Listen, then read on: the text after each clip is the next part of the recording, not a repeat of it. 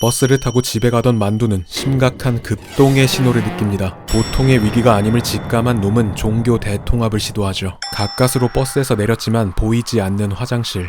저기 상가 화장실. 잠겼어. 아니면 저쪽 건물은 아니야. 신이 도왔는지 카페를 찾은 만두는 빛보다 빠르게 주문을 하고 화장실로 직행. 그렇게 앉게 된 천국행 좌석. 우리 전만이들이 급동의 처절함을 겪지 않기를 바라는 마음에 준비한 오늘의 교양만두, 응가와 화장실의 세계사 시작합니다. 중세의 프랑스는 거리 이곳저곳이 응가로 뒤덮여 있어서 하이힐을 신고 향수를 뿌렸다고 하죠. 저같이 늘 비누 냄새가 나는 사람에게는 상상조차 하기 싫은 일이지만 역사학자 게란트에 따르면 베르사유 궁전에는 화장실이라는 공간 자체가 없었다고 합니다. 침실은 2000개가 넘는데 똥 쌀 곳이 없는 지리는 밸런스 게임이었죠. 다만 용변을 볼 곳이 아예 없었던 것은 아니고 궁전 곳곳에 약 300여 개의 이동식 변기, 즉 요강이 비치되어 있었답니다. 그 중에 루이 14세의 전용 요강이 무려 26개. 이 요강의 정식 명칭은 Chaise Percy. 구멍이 뚫린 의자라는 뜻으로 그 속에 그릇을 넣어서 사용했죠. 엉덩이가 닿는 부분은 벨벳 쿠션으로 만들었고 뚜껑만 덮으면 그냥 고급 의자 느낌인데요.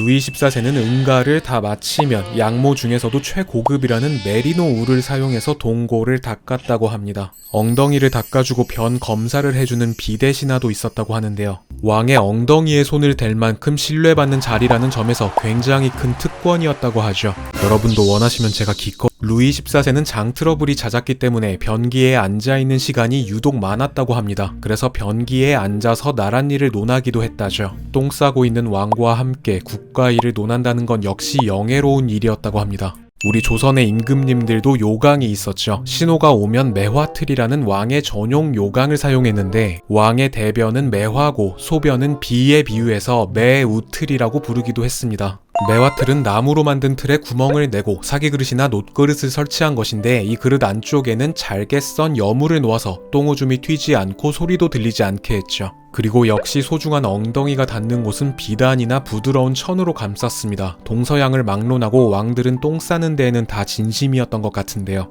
프랑스와는 다르게 조선의 궁 안에는 화장실이 있었습니다. 경복궁에는 29개, 창덕궁과 창경궁에도 21개의 뒷간이 있었는데 왕가의 사람들은 요강을 사용했고 이 뒷간은 궁인들이 사용했던 곳이죠. 높은 신분의 여성들은 가마를 타고 이동할 때 역시 요강을 반드시 챙겼습니다. 다시 프랑스로 돌아오면 근본적인 의문이 한 가지 생깁니다. 화장실 없는 궁전에서 어떻게 매일 밤마다 그렇게 무도회를 열어 제꼈을까요? 짜증나게도 휴대용 요강이 있었다고 합니다. 마려운 남자들은 커튼 뒤에서 빠르게 해결했고 여성들은 드레스 안으로 요강을 넣어서 해결했다고 하죠. 그러다 보니 똥오줌이 드레스를 물들였고 때문에 아예 드레스 속에 설치를 해버리는 요강도 등장했죠. 이렇게 춤을 추고 있지만 그 속에서는 한 스텝마다 지리고 있었을지도 모르는 겁니다. 심지어 이 요강을 챙겨서 내용물을 비우는 일은 언제나 하인들의 몫이었습니다. 더러운 주인 새끼. 어휴. 사실 당시는 수세식 화장실을 설치할 인프라와 기술이 충분했습니다. 170km에 이르는 상하수도가 이미 있었고 옆 나라인 영국에서도 화장실을 사용 중이었죠. 그럼에도 궁전에 화장실을 만들지 않은 이유는 그냥 루이 14세의 오지는 판단력 때문이었던 것 같습니다. 조금 더 멀리 가보자면 고대 로마는 최초로 공중 화장실을 만들었다고 하죠. 로마 시내에만 석조로 만든 공중 화장실이 140개 이상이었다고 하는데요. 안타깝게도 칸막이까지는 생각하지 못했고 토론의 진심이었던 로마인들은 똥 싸면서도 토론을 통해서 유익한 시간을 보냈을 거라는 추측이 많습니다.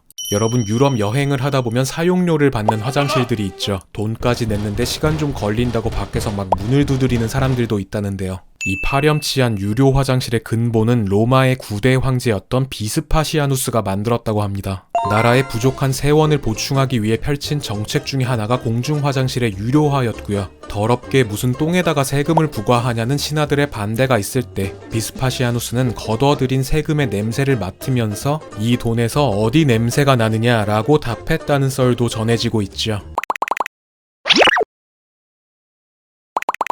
2015년에 중국의 시진핑 주석은 화장실 혁명을 공식 선언했습니다. 중국 전역에 낙후된 화장실을 개선해서 중국인들 삶의 질을 개선시키겠다는 것이었죠. 2000년대 들어 중국의 관광객들이 늘어났지만 칸막이가 없는 화장실에 놀랄 때가 많았기 때문에 당 차원에서 대대적인 공중 화장실 보수를 실시하게 되죠.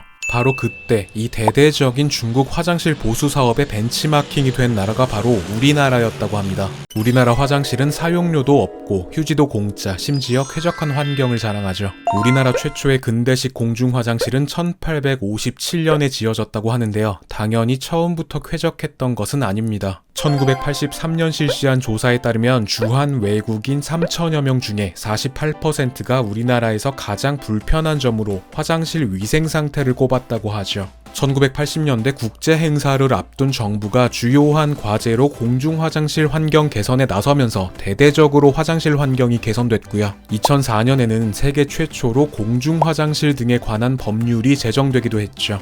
자, 여러분, 길거리에서 화장실이 보이지 않고 당장 지릴 것 같을 때 가장 확실한 방법은 뭘까요? 개방 화장실이라는 개념이 있습니다. 기초자치단체장이 지정해서 누구나 자유롭게 이용할 수 있는 화장실을 말하는데요. 네이버나 카카오 지도 앱에서 화장실이라고 검색하면 가까운 개방 화장실 위치가 나옵니다. 이 개방 화장실을 시행한 건물주에게는 지자체에서 편의용품이나 전기료, 수도요금 등의 관리 운영비를 지급하죠. 만약에 지하철에서 지옥이 찾아왔다. 그럼 침착하게 지하철 어플을 열어서 시설 정보란을 확인합니다. 화장실이 개찰구 안에 있는 역을 확인하면 바로 내리시고요. 만약에 개찰구 밖에 있더라도 역무원에게 간절함을 어필하면 당연히 사용할 수 있습니다.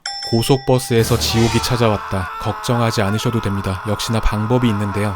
기사님한테 지릴 것 같다고 고백하세요. 그때 동서울에서 속초로 가던 버스 기사님 진심으로 감사했습니다. 여러분, 고백을 좀 드리자면 변기에 앉아서 여러분들 댓글을 읽을 때가 좀 있습니다. 진짜 신기하게도 응원해주시는 댓글을 읽으면 똥이 더 잘 나오는 것 교양 만두였습니다.